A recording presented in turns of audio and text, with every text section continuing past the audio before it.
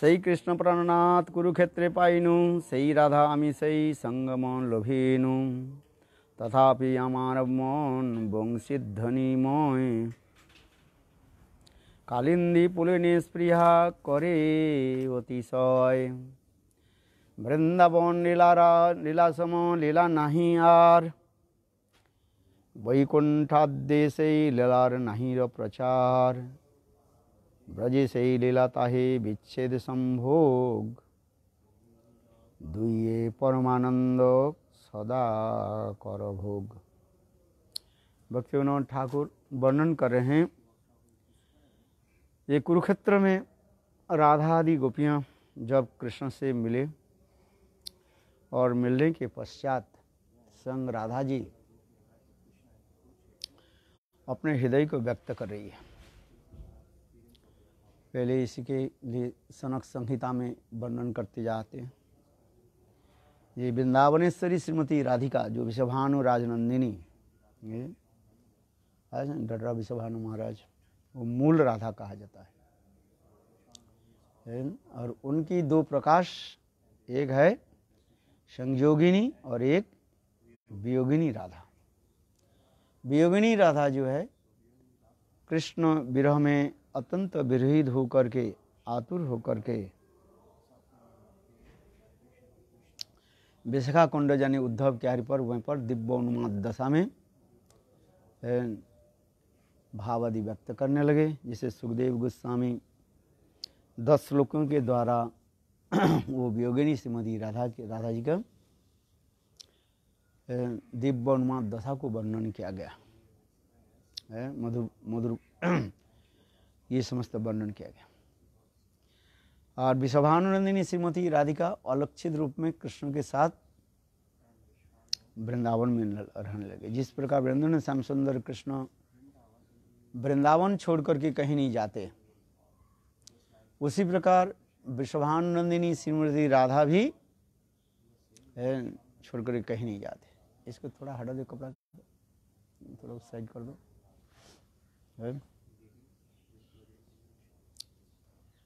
तो और संयोगिनी जो राधा, वो संयोगिनी राधा कहाँ पहुंची ना, कुरुक्षेत्र में पहुंचे। समंत पंचक में सूर्य ग्रहण के समय जो राधा जी अपने सखियों के साथ आई थी, उसी राधा अपने भावों को व्यक्त कर रही है। ये कृष्ण मिलन के पश्चात श्री राधा अपनी सखी से कह रही हैं, ये प्रियो अयम कृष्ण, प्रियो सो अयम, मैं भी वही हूँ और मेरे प्राण प्रियतम कृष्ण भी वही है। तत्व सिद्धांत में कोई भेद नहीं है। तत्व सिद्धांत में कृष्ण एक ही है, एकमेव परम तत्वम, एक ही जो परम तत्व है, किंतु अपने चित्त शक्ति के द्वारा इस स्वरूप को प्रकाश किया।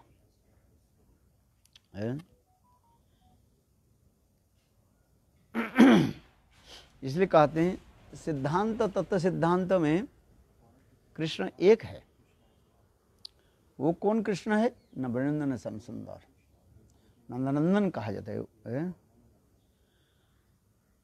उनकी दो प्रकाश कहा जाता है, एक मथुरा में और एक द्वारका में। इनके दो प्रकाश कहा जाता है।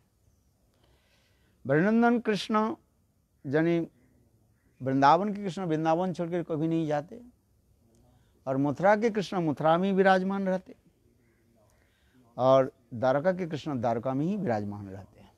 इसलिए धाम के भी उसी प्रकार दिखाया, पूर्ण पूर्णतर पूर्णतम धाम है। द्वारका पूर्ण कहा गया, मथुरा के पूर्णतर कहा गया, और वृंदावन के धाम के क्या कहा जाता है? पूर्णतम धाम।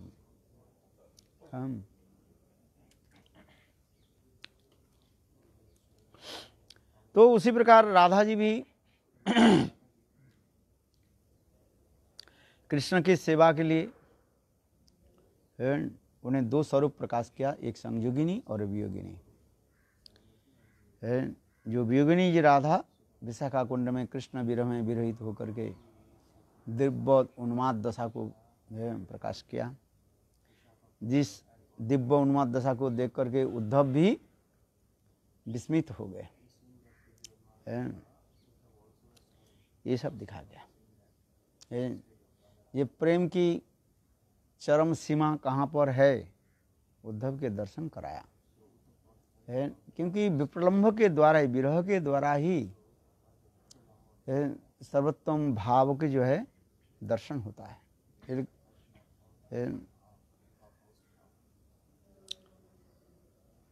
तो और वही राधा की और एक प्रकाश जो हम वर्णन कर रहे हैं, बस श्रवण कर रहे हैं सनक संहिता में, वो है संयोगिनी राधा। यही संयोगिनी राधा कुरुक्षेत्र में कृष्ण से मिलने के पश्चात अपनी सखी से कह रही हैं, हे सखी, मेरे वही प्राण प्रिय कृष्ण है, आज कुरुक्षेत्र में मिले हैं और मैं भी वही राधा हूँ। तो हमारे दोनों के मिलन में सुख भी है, तथापि इन कृष्ण का वृंदावन में क्रीड़ाशील मुरली के पंचम स्वर से आप्लावित कालिंदी पुलिन में कुंज के लिए ही मेरी प्रबल स्प्रिया हो रही है। और राधा जी क्या कर रही है? ये हमारे हृदय में ये प्रबल इच्छा क्या है? वृंदावन में कृष्ण के साथ क्रीड़ा करें। और कृष्ण जब मुरली ध्वनि के द्वारा पंचम स्वर से जब हम लोग के सब प्लावित करते हैं, आनंदित करते हैं, वह कालिंदी पुलिन में कुंज के लिए ही मेरी प्रबल इच्छा हो रही है। वृंदावन समलीला नहीं आर, वैकुंठा दे यही लीला नहीं का प्रचार। वृंदावन की जो ऐसे सुंदर लीला, वैकुंठ आदि, आदि कहने से वैकुंठ, अयोध्या, द्वारका, मथुरा आदि में भी ये संभव नहीं है। वैकुंठाद्य से ही लीला नहीं पराचार, ब्रजे से ही लीला ताहे विच्छेद और संभोग। ब्रज में जो लीला वो दो दिखाते हैं, एक मिलन और एक विरह। ये द्वैत तो परमानंद सदा करो भोग। मिलन में आनंद तो है ही है और विरह में भी आनंद है। बोले कैसे?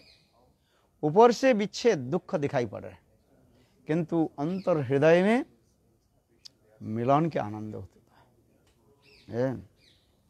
यही अपरागित चित जगत में, इस जगत में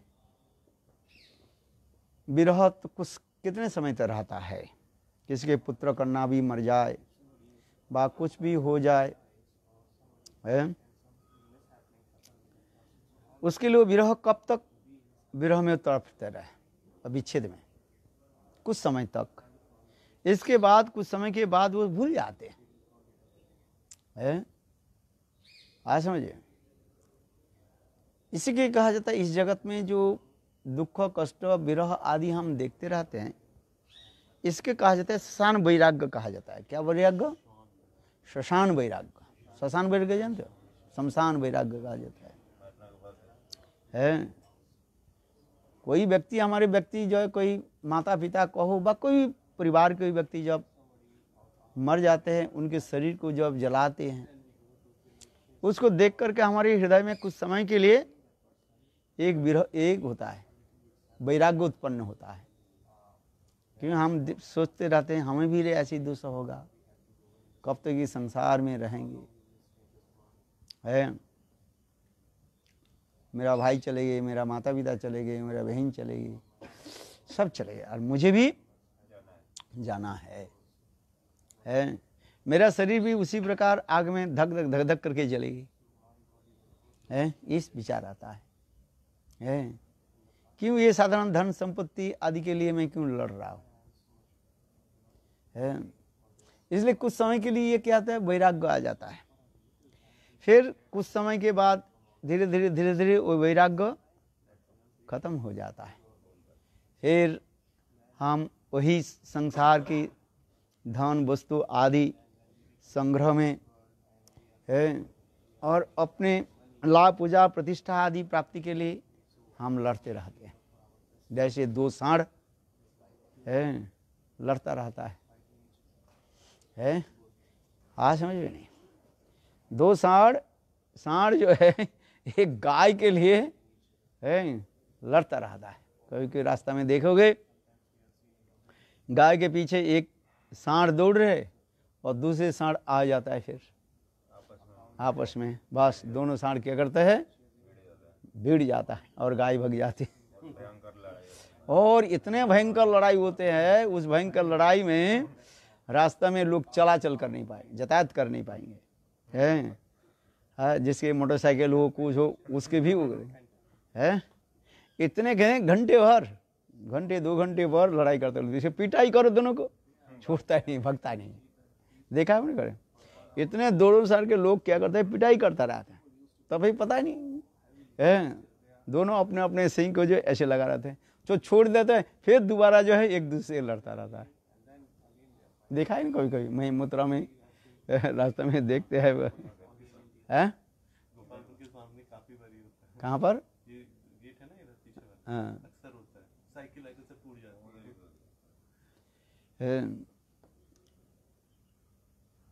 तो इस संसार में यही जो है विरह अथवा जो विच्छेद आदि के अनुभव, ये सब क्या है, शमशान वैराग्य अथवा दोनों सांडों की लड़ाई की भांति होता रहता है फिर अंत में जाकर है। किंतु अपराकृत चित्त जगत में जो विरह जो है वो विरह सदा सर्वदा रहता है। कृष्ण इस संसार में कितने दिन साल तक रहे आप बताओ? 125 साल। फिर कृष्ण मथुरा वृंदावन में कितने साल तक रहे? 11 साल तक रहे। 10 साल कुछ महीने 8 महीने तक जो है जीव गोस्वामी के विचार के अनुसार वृंदावन में रहे। फिर वृंदावन से मथुरा चले गए। तो मथुरा में तो ज़्यादा, मथुरा में कुछ समय तक रहे, 15-16 साल तक रहे शायद, क्योंकि जरा उसमें लिखा है हर साल की बात कहा गया। जरासंध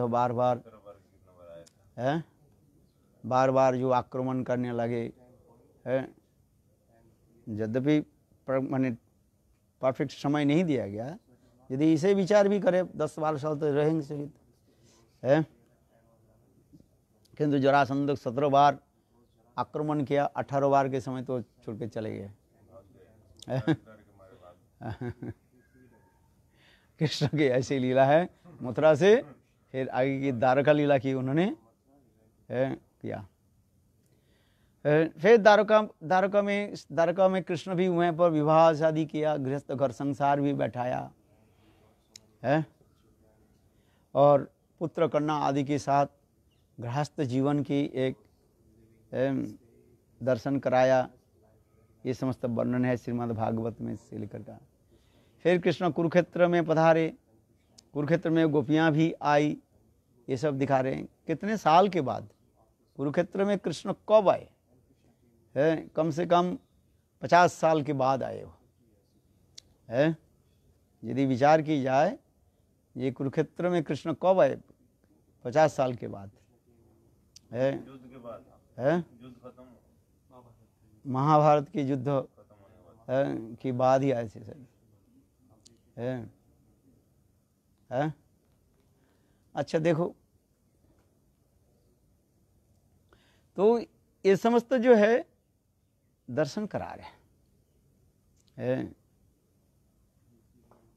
तो कृष्ण फिर भागवत के अनुसार तो वृंदावन में आए नहीं है, और पुराणों के अनुसार फिर कहते हैं कृष्ण द्वारका से, ये क्या बोले, कुरुक्षेत्र से द्वारका गए। द्वारका में और असुर के जो था उस सबको मार पीट करके सबके ख़त्म करके फिर कृष्ण मथुरा में आए।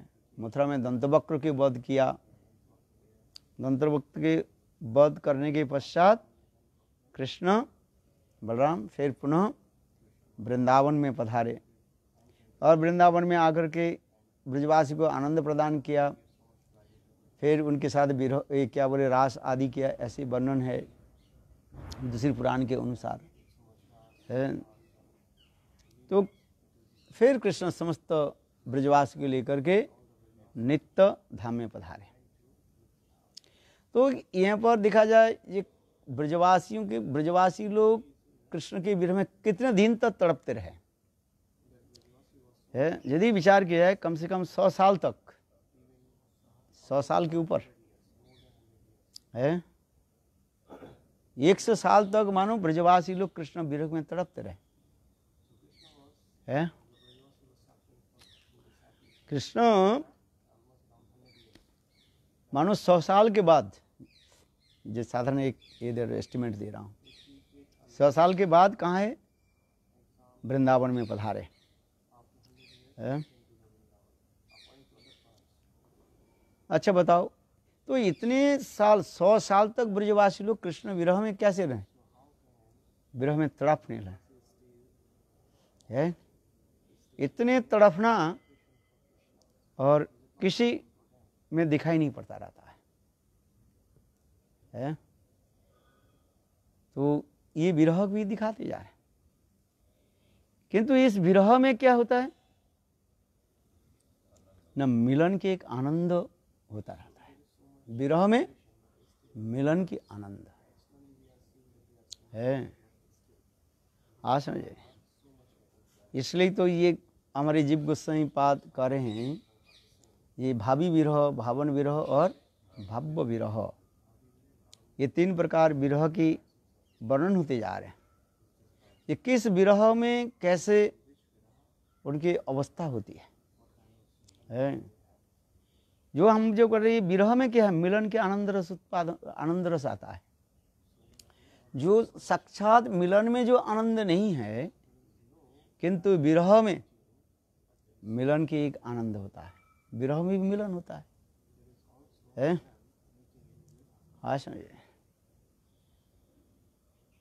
उसके चिंतन करते करते करते करते अर्थात कृष्ण के चिंतन करते करते ब्रज गोपियाँ जो है कृष्ण के साथ मिलते रहते हैं। कैसे न, उनके वो समस्त लीला आदि कथा भी भाव में डूब जाते हैं। भाव में इतने डूबते जाते जाते जाते ऐसे लगता है कृष्ण ब्रज में ही है, कृष्ण गए ही नहीं हमारे साथ, कहाँ गए ही नहीं है। इसी के कहा जाता है विरह में मिलन की आनंद रस है। इसलिए उसे कहा जाता है स्फूर्ति कहा जाता है, और क्या बोलते हैं सपनिक कहा जाता है, स्वप्नवत जैसे लगता है। किंतु ब्रजदेवियों के व ब्रजगोपियों के जो कृष्ण के मिलन ये सपना, सपना नहीं है, वास्तव सत्य है, किंतु वो लोग सपना मानते हैं। कृष्ण अपने संग कहने लगे, हे ब्रजदेवियों, आप मेरे ऊपर क्यों दोषारोप क्यों लगा रहे हो। कुरुक्षेत्र मिलन में कृष्ण गोपियाँ कृष्ण के तो यही प्रश्न किया, जे हम लोग के कष्ट दिया, दुख दे करके क्यों आप यहाँ पर आ रहे हैं। उल्हाना वाक्य के आज जब देने लगे तब उस समय कृष्ण स्वयं कहने लगे, हे ब्रजदेवगण, वास्तव रूप में मैं नित्य ही ये ब्रज में जाता हूँ। नीति नीति जाई अमी जाई, नीति नीति जय वृंदावन है। नारायण की इच्छा से, नारायण की सेवा करके मैं नित्य प्रत्यह जो है वृंदावन में पहुंच जाता हूँ, आप लोग के साथ मिलता रहता हूँ। किंतु आप लोग उसको क्या मानते हैं, स्वप्न व स्फूर्ति मान लेते हो है। ये सपना है, सत्य नहीं है। किंतु इस कृष्ण जो कह रहे हैं ये सत्य ही कह रहे हैं। इसलिए कृष्ण कहते हैं, चैतन्य चरितामृत कृष्णदास कविराज गोस्वामी वर्णन किया है, कृष्ण स्वयं कर रहे हैं, नीति नीति जाय अमी वृंदावन। नीति मैंने नित्य हो, से भी नारायण है, नारायण की कृपा से है मैं नित्य ही वृंदावन जाता हूँ है, और आप लोग के साथ मिलता रहता हूँ, आप लोग के साथ मैं खेल कूद जो कुछ भी करता रहता हूँ। किंतु आप लोग उसको क्या मानते हो? सपनिक मान लेते हो, स्वप्न मानते हो अथवा स्फूर्ति मानते हो है। और कृष्ण उदाहरण भी देने लगे हैं। देखो उस दिन राधा जी अकेली बैठी थी, मुझे चिंतन करने लगे। चिंतन करते करते करते राधा जी कहने लगी, आंख बंद करके बैठी थी, फिर अपने हाथ दोनों हाथों के जो है आंखों के द्वारा वो मूंद लिया, बंद कर लिया है, और करके राधा जी खिलखिल करके हंसने लगी है। राधा जी कहने लगे तुम कौन हो? है, मैं जान गया तुम कृष्ण हो, सामने आ जाओ। मैं सामने आ गया, राधा जी आंख खोली और खुल करके मेरे साथ है आलिंगन चुम्बन आदि करने लगे। कृष्ण कहने लगे क्या उस दिन की कथा भूल गए? हे गोपियों, आप लोग के साथ भी इसी प्रकार मिलता रहता हूँ, क्योंकि आप लोग के साथ मैं रास विहार आदि नित्य ही करता रहता हूँ है। कृष्ण सारी एक एक दिन की कथा, एक एक रात की कथा उनके सुनाया।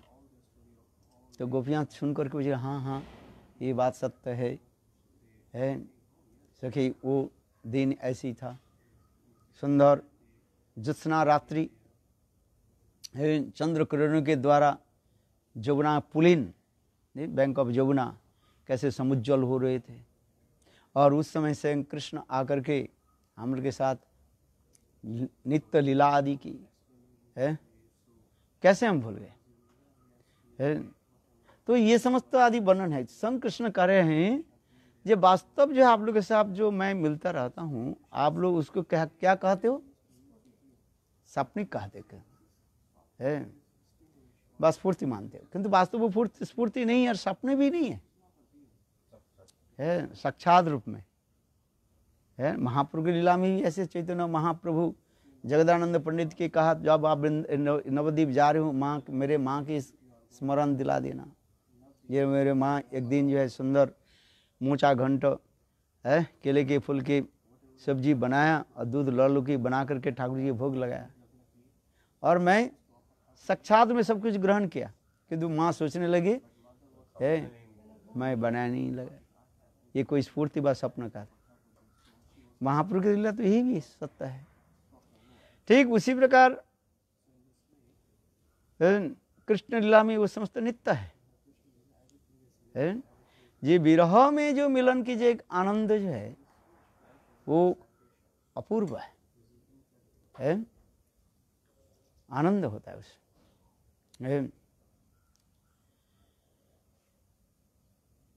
इसलिए इसी के कहते जा रहे हैं,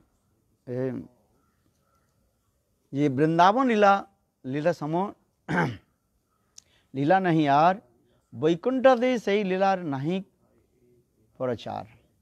वैकुंठ आदि में समस्त लीला नहीं है। ब्रज में सही लीला ताही विच्छेद और संभोग। ब्रज में वह लीला क्या है? विच्छेद और मिलन।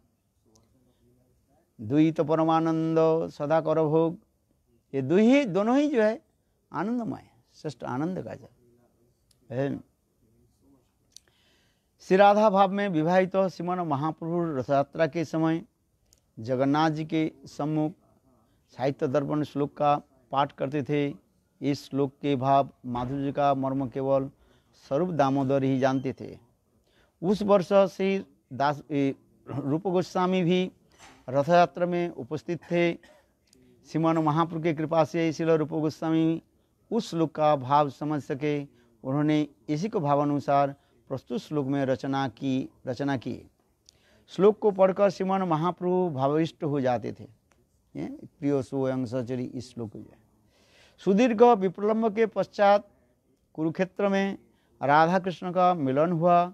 वह मिलन भी वृंदावन के प्रथम नवसंगम तुल्य सुखदायक हुआ है।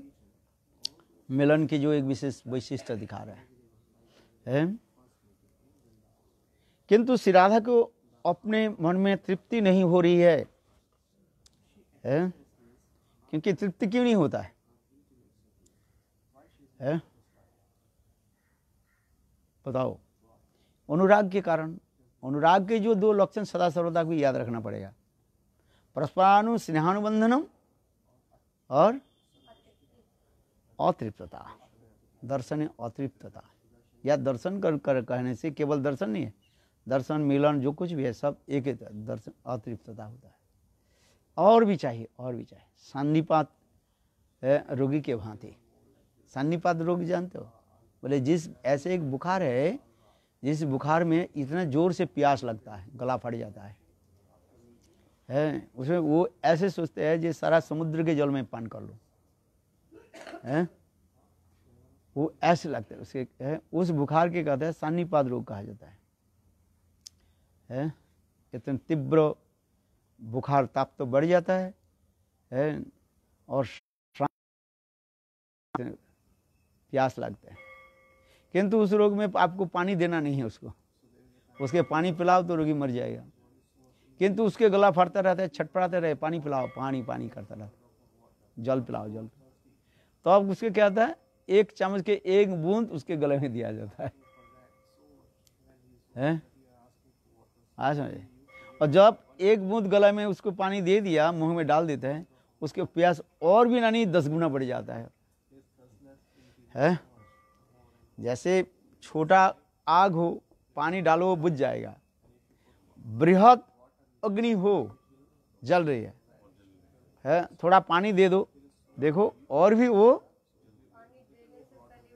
वो जलता रहेगा, है। देखे ना, ये चूल्हा में है, जब चूल्हा में पानी धक धक करके जल रहा है, हाँ पानी थोड़ा दे देते हैं ना, और भी जो है। ठीक उसी प्रकार परस्परानु स्नेहानुबंधनम और दर्शन अतृप्तता, और भी दर्शन, गोविंद दर्शन, गोविंद की लीला कथा श्रवण आदि में इतने आनंद होता है और तीव्र उत्कंठा और भी बढ़ते रहते हैं। इसलिए कह रहे हैं श्री राधा को अपने मन में तृप्ति नहीं हो रही है, श्री राधा अपनी अंतरंग सुखी से अपने हृदगत भाव को अभिव्यक्त करने लगी। हे सखी, मेरे मन यौवनास तटस्थ कुंज में श्री कृष्ण के साथ मिलन के लिए उत्कंठित हो रहा है। कालिंदी पुलिन के उपवन में श्री कृष्ण मधुर क्रीड़ा करते करते पंचम स्वर से मुरली को बजाकर अपूर्व माधुर्य को प्रकाशित करते हैं। राधा आदि गोपियां तो यही कहती जा रहे हैं। ये वह यमुना की तट पर जब कृष्ण पंचम सुर से जब मुरली को बजाते हैं, उस समय कैसे सुंदर माधुर्य प्रकाशित होते हैं। वृंदावन कानन में मयूर मयूरी की केकाध्वनि, उनका मनोरम तृप्त, कोयल की कुहू ध्वनि, आम्र मंजरी की सुगंध में मधुमक्ष की गुंजन ध्वनि, माधवी मालती की सुगंध युक्त पराग की सुगंध से भी अंतकरण में उद्दीपन कराते हैं। उस वृंदावन में नवकिशोर नटवर सिखी पुच्छ वेणुकर वन पुष्प से सुसज्जित होकर मेरे साथ विहार करते थे।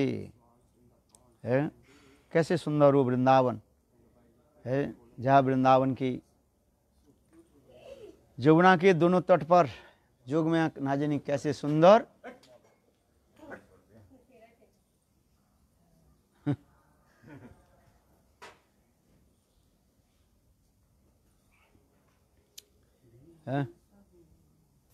वृंदावन की बेन से एवं सुसज्जित होकर मेरे साथ विहार करते थे। वह कुंज, वो कुरुक्षेत्र में उस सब का लेस मात्र गंध भी नहीं है। वृंदावन में उससे मिलकर जिस सुख का आस्वादन मिला था, उस सुख समुद्र का एक कण भी मुझे यहाँ प्राप्त नहीं हो रहा है। देखो, यही तो कहते जा रहे हैं। ये वृंदावन में रह करके जो सुख माधुर्य, जो प्रकाश, और कहीं पर ही प्रकाश नहीं होता है। यहाँ कुरुक्षेत्र में विजातीय परिवेश है, क्योंकि अनेकों राजा लोग आए हैं और राजा लोगों की राजवेश और कृष्ण की वेश भी राजवेश है। राजदंड, राजछत्र, ये सब कृष्ण के मुकुट लगे हुए हैं, उसके सिर पर स्वर्ण मुकुट है, ये सब दिखा। इसलिए कहते हैं वृंदावन में उनसे मिलकर जिस सुख का आस्वादन मिला वह सुख समुद्र का एक कण भी मुझे यहाँ प्राप्त नहीं हो रहा है। यह कुरुक्षेत्र में विजातीय परिवेश है। हर वस्तु की चार वस्तु की प्रेम की जो माधुर्य जो आस्वादन के लिए चार वस्तु की जरूरत होता है। एक नायक नायिका, एक होता है देश काल पात्र है, एक समय भी होता है। समझ, ये सब दिखाया गया। वही तो देश काल पात्र परिवेश हो गया ना, है सरकमस्टेंस होता है। कृष्ण वृंदावन में क्यों रास क्रीड़ा किया और युग में क्यों नहीं? यहाँ पर समस्त प्रकार की जो है उद्दीपन के विभाग है यहाँ पर है। और जगह में यदि इसी के यदि वहाँ पर करा दिया जाए वो होगा ही नहीं है। इसलिए नव वृंदावन की तो प्रकट कराया, किंतु कृष्ण के वहाँ पर आनंद की उच्छ्वास नहीं हुआ। जो सनातन गोस्वामी पाद नव वृंदावन की महिमा वर्णन किया गया है, आर्टिफिशियल दिखा दे, सब मूर्ति प्रस्तुत किया है, किंतु करने पर भी कृष्ण के वो उद्दीपन नहीं है। वहीं पर भी गोपियों की मूर्ति स्थापित कर दिया, पेड़ पौधे वृंदावन की पेड़ पौधे सब कुछ दिया, किंतु कृष्ण थोड़ा बहुत जाने के बाद देखा क्या विशाल समुद्र को देखा दरगाह को है। देख करके कृष्ण विचार करने लगे क्या मैं वृंदावन में थोड़ी, ये कहाँ वृंदावन, क्योंकि जमुना की जो लहरियां जो है इतने बड़े नहीं होते हैं। और यहाँ पर क्या होते जा रहे हैं, दरगाह में समुद्र की लहरियां, बड़े बड़े लहरियां आ रही है। इसलिए कृष्ण स्तंभित हो गए, आश्चर्य। फिर कृष्ण उसको छोड़ करके आ गए, गंभीर हो गए। ये समस्त वर्णन है। क्योंकि आर्टिफिशियल वस्तु और ओरिजिन में तो यही अंतर होता है।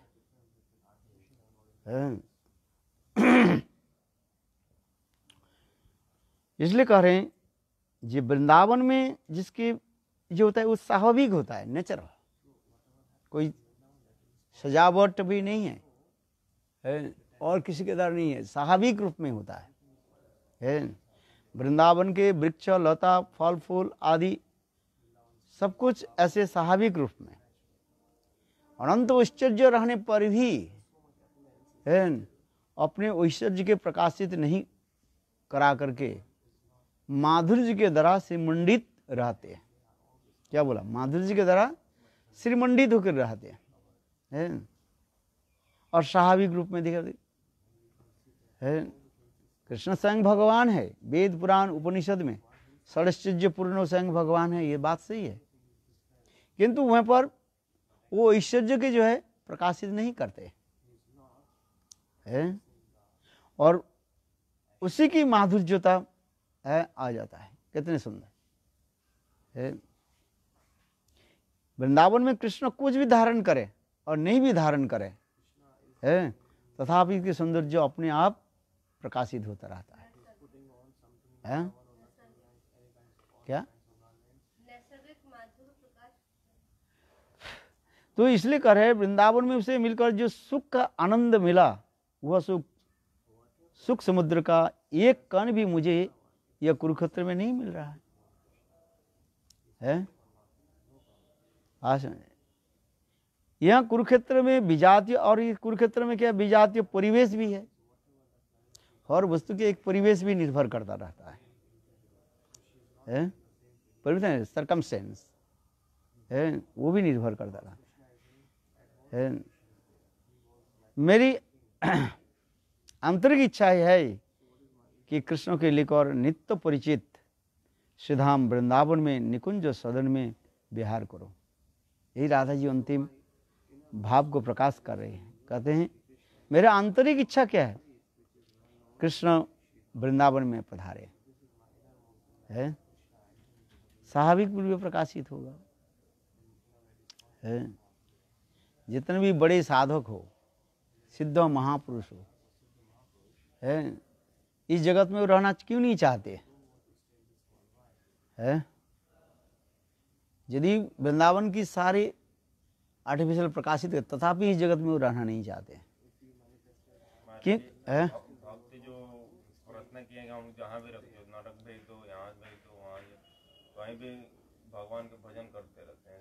अरे वो भजन करते रहते हैं, वो दूसरी बात है। वो तो बोल रहे हैं, जब भेज देते हैं तब कहते भाई यहाँ से चलो, राधा जी तो करिए। एक कहना तो ठीक है?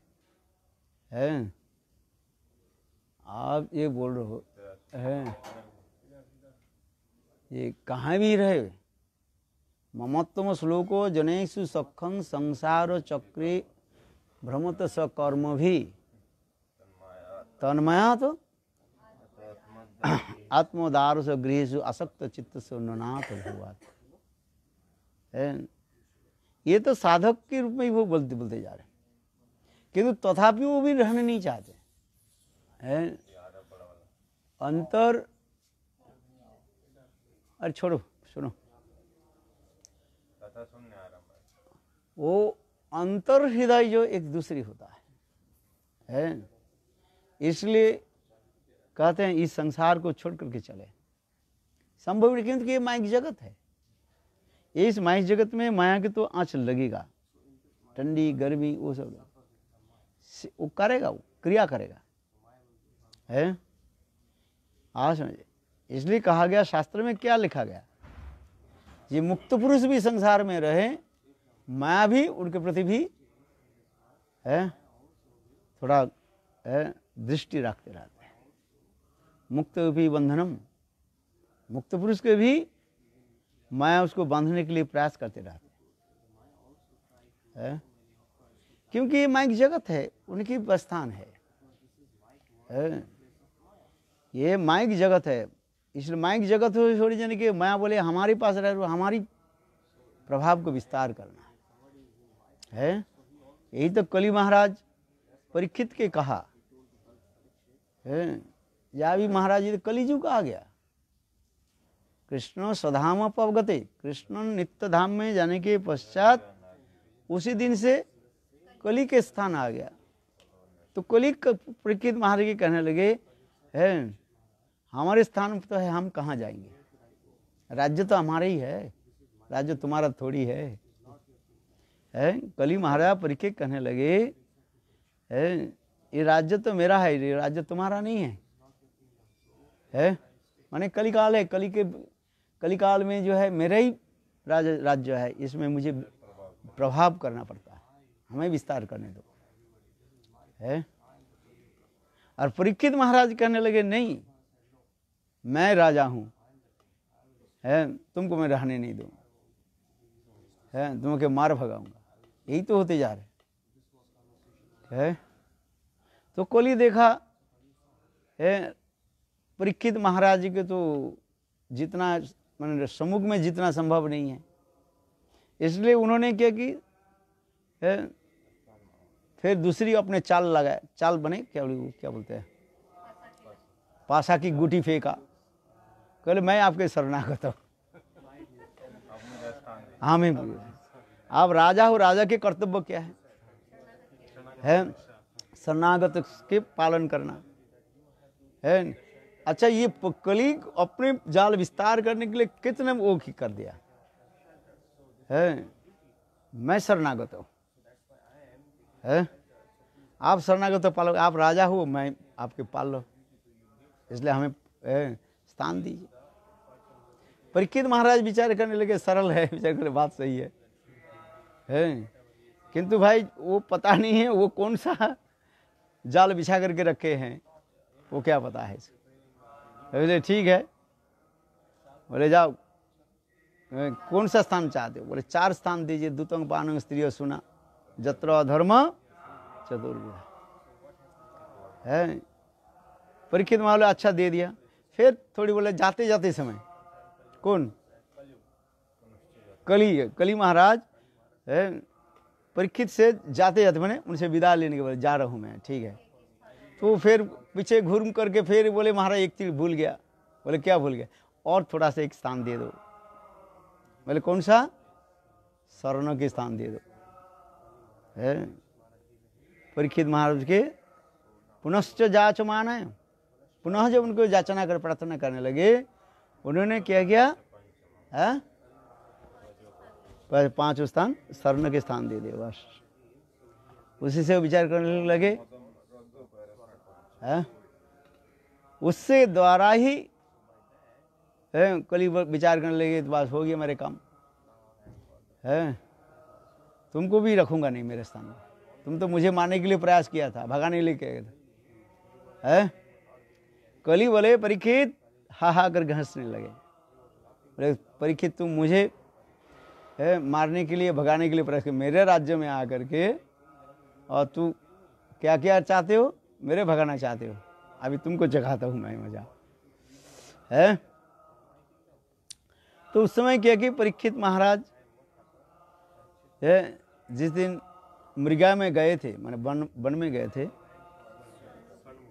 है? वो मुकुट पहन के, कौन सा मुकुट था वो? नहीं, मुकुट था किसका? वो जरासंध की मुकुट था। जो मुकुट कृष्ण ये स्वयं युधिष्ठिर महाराज जी उनको जो पहना था, राजमुकुट सिंहासन दिया है, वो मुकुट उसमें छोड़ गए। मुकुट में घुस गया कल। सैन्य का था नहीं, वो जरासंध का ही था टीवी में दिखाते है। इसे लिखा है। और क्या है? अरे भागवत में सब कथा कहाँ है? भागवत कहाँ बोलेंगे सब? टीवी में दिखाते हैं और उसमें घुस जाते पुराण में तो है, और वो पुराण में कथा है कि नहीं है? भागवत, केवल भागवत की कथा बोलो तो आपकी कथा कोई सुनेगा नहीं है। केवल भागवत की कथा बोल दो बस। कोई टीका फिका, किसी को टीका कर क्या करते हैं? सारे पुराण को कथा इधर से जोड़ते हैं, तब तो होता है, सुनने में आनंद होता है। आप भागवत के श्लोक बोलो, एक अर्थ बोलो, देखो आंख खोल कर देखो कोई नहीं रहेगा। कथा में रुचि तब होता है अनेक प्रकार है। अनेक प्रकार व्यंजन होने पर, स्वादिष्ट व्यंजन हो तो लोग है। एक दिन खा लेगा, दूसरे दिन खा लेगा रूखा सूखा, जो क्या बोले उबाला हुआ है। और जिसको पेट ठीक है उसके उबाला हुआ दोगे क्या? बोले क्या बना करके रखा, बेकार है। बोले तेल मसाला कच्चा चकाचक डालो, इसमें मरीज डालो है। ये तुम्हारा जी बोलते हैं मैं रोगी हूं क्या?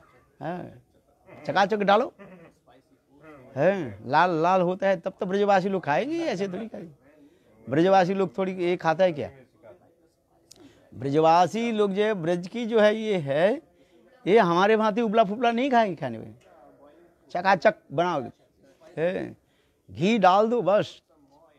भाई देखो वो जो हलवा भी बनाते हैं इतना घी डाल देते हैं है। आज समझ में, हम लोग तो कंजूसी करेंगे, थोड़ा घी डाल देते हैं, ठीक है। ब्रजवासी बोलो ऐसे नहीं। बोले हलवा बना, हलवा से जब तक घी टपक टपक करके नहीं पड़े है तो क्या हलवा बनाया ये? अच्छा, ब्रजवासी लोग ऐसे ही कि नहीं? ब्रजवासी जो है हम लोग तो गौड़ी मठ के लोग कंजूसी कर लेते हैं, वो भी ठीक नहीं था। आप ब्रजवासी जो सच्चा ब्रजवासी जो है उनको देखो है, बना देंगे ना आप क्या कर है, जरूरत है उसमें भी मिर्च भी डाल देंगे लाल लाल। कहा रहा हूँ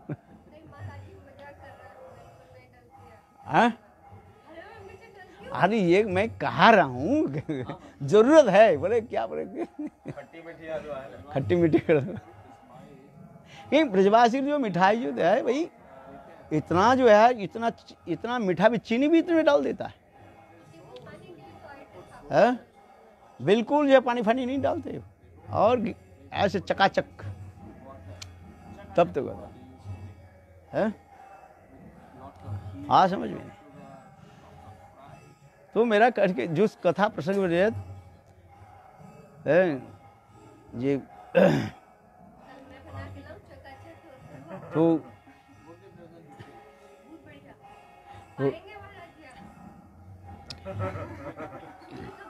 देखो, इसलिए ब्रजवास तो कहने लगे, यही तो कह रहे हैं, क्या बोल रहे हैं?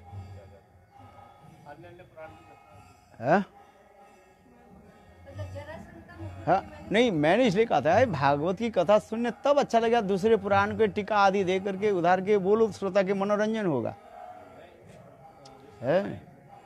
परीक्षित महाराज के सुना ठीक है, किंतु हम लोग जैसे बद्ध जीव के भागवत कथा सुनाने के लिए यही तो चाहिए, गान बजना हो, 6-8 घंटा बैठा रहता है, ऐसे थोड़ी लोग बैठा रहेगा, बीच बीच में कीर्तन करो, उनके मन के मुताबिक हंसाओ, नचाओ, समझिए। तो वही तो करते हैं। अब भागवत कथा क्या सुनेंगे? भागवत तो इसलिए कहा ना, एक श्लोक पढ़ दिया हो गया, जन्मा 10 श्लोक जन्मा से बोल दिया, और क्या करेंगे?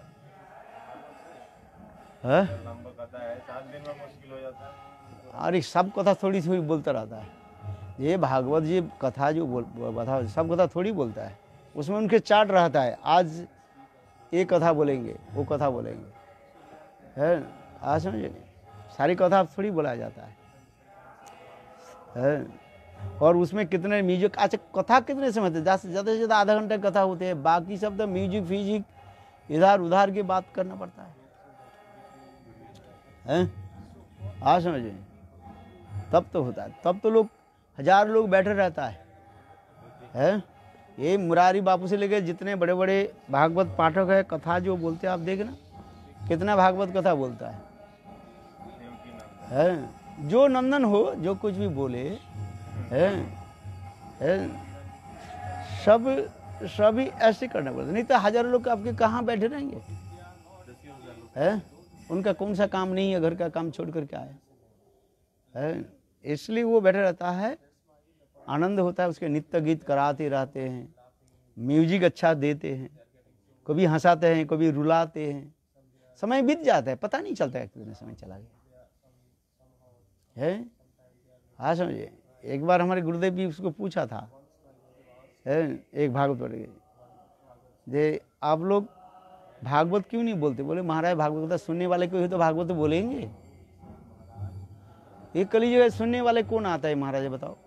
2 एक व्यक्ति आता है, नहीं तो एक सुनता है, सुनने वाला नहीं आता है, सुनने वाला, जो सुनने वाला उसकी सुनाते हैं, उनके अपने की भागवत सुनाता हूँ।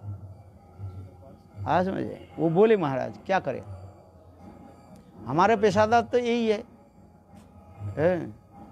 हमारा पेशा है भागवत का, भागवत की कथा सुनाना, नाम पर तो लोग आते हैं, किंतु सुनाता हूँ मैं उनकी भागवत सुनाता हूँ, आज घर संसार की भागवत कथा सुनाता रहा है। अच्छा, श्रीमद् भागवत में सुखदेव गोस्वामी पाद भी देखो, इसलिए कहते हैं ना, जो कितने बड़े बड़े राजाओं की कथा सुना है, उसमें भागवत में एक श्लोक आ रहे हैं, इमांस्ते राजन, हे राजन, मैं बड़े बड़े राजाओं की जो ज्ञान वैराग्य की कथा सुना है, उससे फल क्या हुआ, क्यों बड़े बड़े दानशील राजा की कथा सुना है? परीक्षित महाराज तो अभी मरने वाले हैं मानो, उन्हें बड़े बड़े दानशील राजाओं की कथा सुना है, शिवी महाराज की कथा सुना दी है, और क्या हरिश्चंद्र की कथा सुना दी है।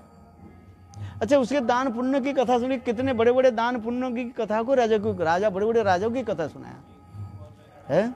जजाति महाराज उपाख्यान कथा सुना दी है, कितने बड़े बड़े इस समझते कथा सुना, एक नहीं है, भागवत में देखो कितने बड़े बड़े राजा, वो क्या बोले, वो महाराज की कथा जो है,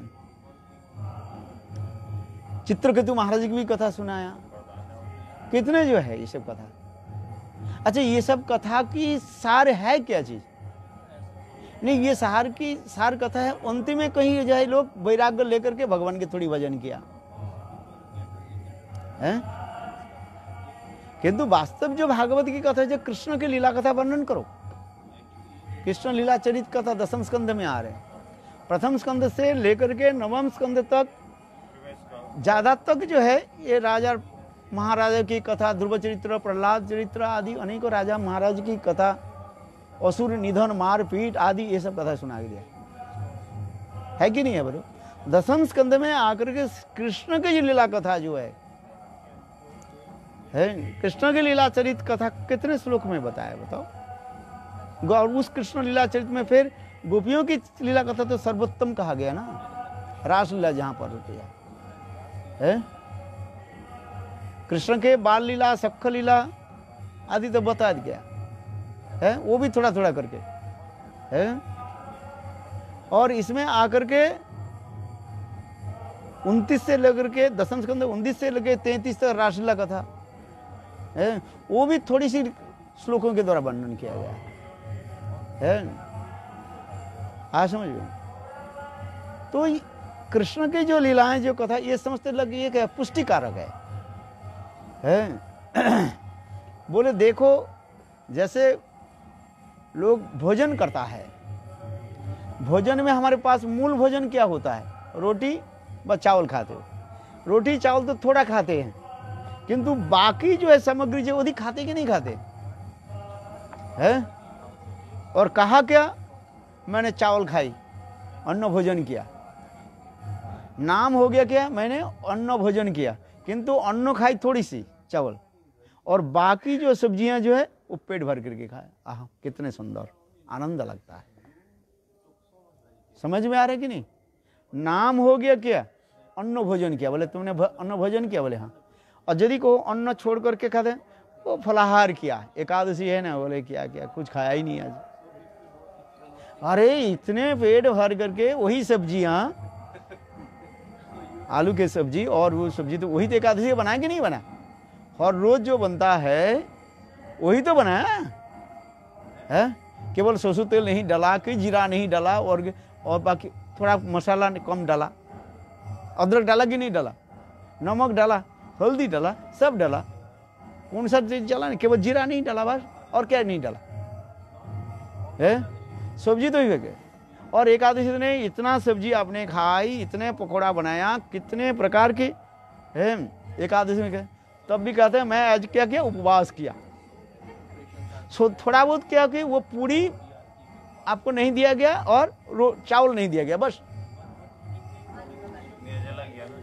फिर वो कहते हैं मैं अनुकल्प किया, और दूसरे दिन के लिए प्रतीक्षा करते रहते हैं कब सूर्य उदित हो और खाए। तो ये है कि नहीं? आप बताओ। हम लोग हर रोज जो खाते हैं, एकादशी में कौन सा कमी खाते हैं? ये बात बता दो मुझे। और भी ज्यादा खाते हैं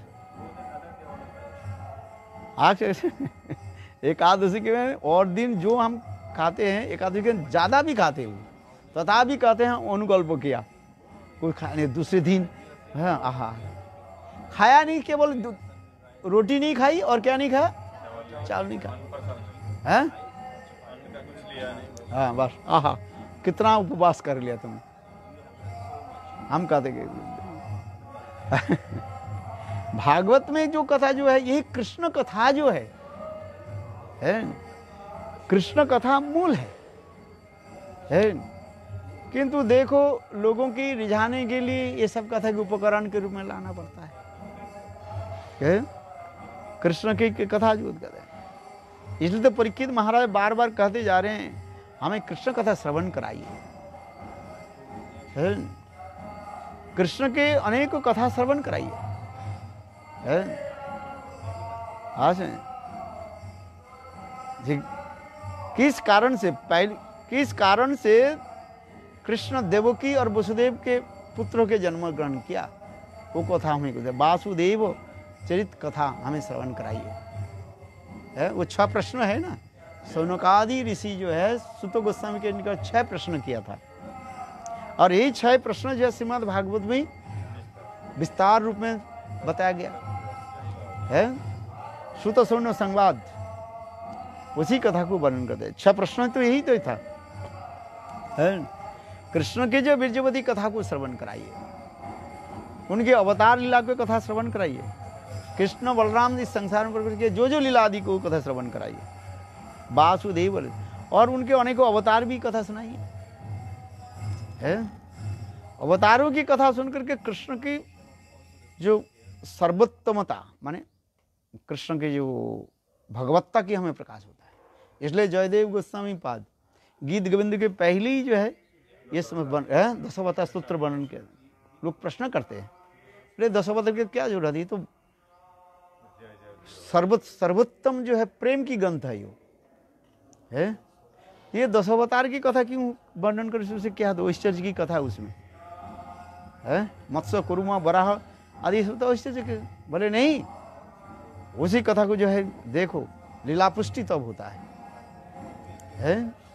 ये कृष्ण कोई जो कृष्ण गोपियों के साथ प्रेम विहार आदि की है, राधा जी के साथ जो प्रेम विहार की, कोई साधारण पुरुष नहीं है, वही स्वयं मत्स्य है, वही कृष्ण जो है स्वयं जो कुर्म आदि होकर के ये समस्त आदि लीला किया, वही स्वयं जो है नृसिंह भगवान है।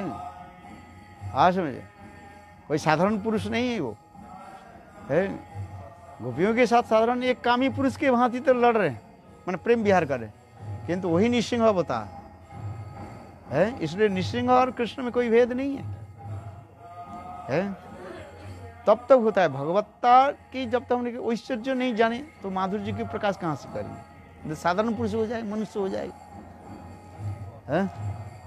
इसलिए ये समस्त लीला आदि दिखाया गया है। फिर लिखा करके आगे जो है कृष्ण के माधुर्य जो लीला आदि प्रकाश होते जा रहे हैं। नरवत्तु लीला कैवलम है। आसन गीत गोविंद में क्या दिखाया गया, कृष्ण के 4 प्रकार जो है नायक के भाव वहीं पर प्रकाश कर दिया, और राधा जी के 8 प्रकार के नायिका भाव वहीं पर प्रकाश किया। गीत गोविंद में नाटक थे, गीत गोविंद में जयदेव गोस्वामी तो यही दिखाया है, और कुछ नहीं दिखाया गया।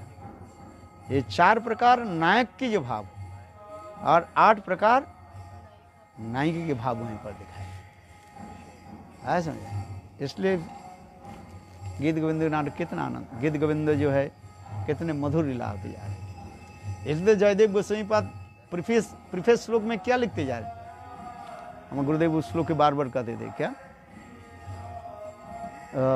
दूसरी श्लोक जो है यदि हरि स्मरणे सरसंग मन, यदि विलास कलास कुतूहलम, मधुर कोमल कांत पदावली शुणु तदा जय देव सरस्वती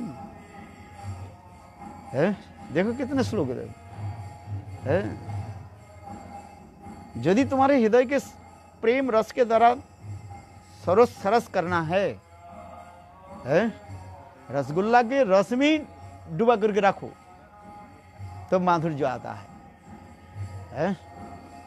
रसगुल्ला जो बनाते हैं वो तो मैदा के एक करके फिर उसके भून लेते हैं आज समझे, और फिर उसके उसमें डलाया जाता है, रस में डलाया जाता है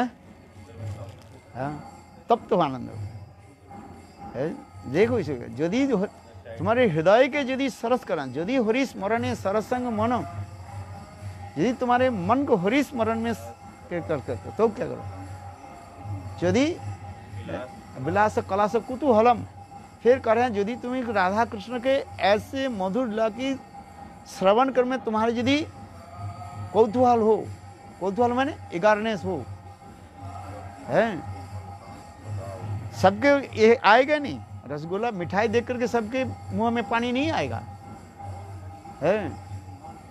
इसलिए कहते हैं नहीं, यदि तुम चाहते हो, यदि हरि स्मरण सरसंग मन, यदि विलास कलास कुतूहलम, यदि कौतूहल हो उनके लीला विलास कथा की समय, तब क्या करो,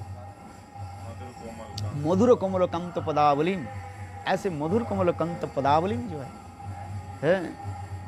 कहते हैं क्या, जय देव सरस्वती, साक्षात शुद्धा सरस्वती। यह शुद्ध सरस्वती माने स्वयं राधा जी। शुद्धा सरस्वती कहने से राधा जी की समझना चाहिए, अर्थात शुद्ध सरस्वती श्रीमती राधा जी के साथ जो प्रेम विहार आदि हुई है, उस कथा को श्रवण करो। है सुनु तदा जय देव सरस्वती है, कितना सुंदर श्लोक है। हमारे गुरु महाराज इस श्लोक के जो है बार बार कहते हैं, बोले हृदय के सरस तब होता है, नहीं तो बाकी कृष्ण के जो अवतार आदि की कथा उसमें कृष्ण, उसमें हृदय सरस नहीं होता है। वो तो एक बाउंड्री के लिए, माने क्या बोले, जैसे विशाल जमीन है ना, चारों तरफ ये बनाया जाता है, बाउंड्री दिया जाता है। किंतु वास्तव जो जमीन में जो फसल जो उगता है बीच में है, तात्पर्य क्या है, ये सब अवतार लीला कृष्ण लीला के पुष्टिकारक मात्र है बस। और कृष्ण की जो मधुर जो लीला है वही है सरस लीला, जो है राधा जी के साथ जो प्रेम विहार आदि है, इस कहते जा यदि हरि स्मरणे सरसंगमन, यदि विलास कलास कुतूहल, मधुर कोमल कांत पदावली, शृणु तदा जय देव सरस्वती है। तो ये समस्त वर्णन होते जा रहे हैं। गौर प्रेमानंदी है।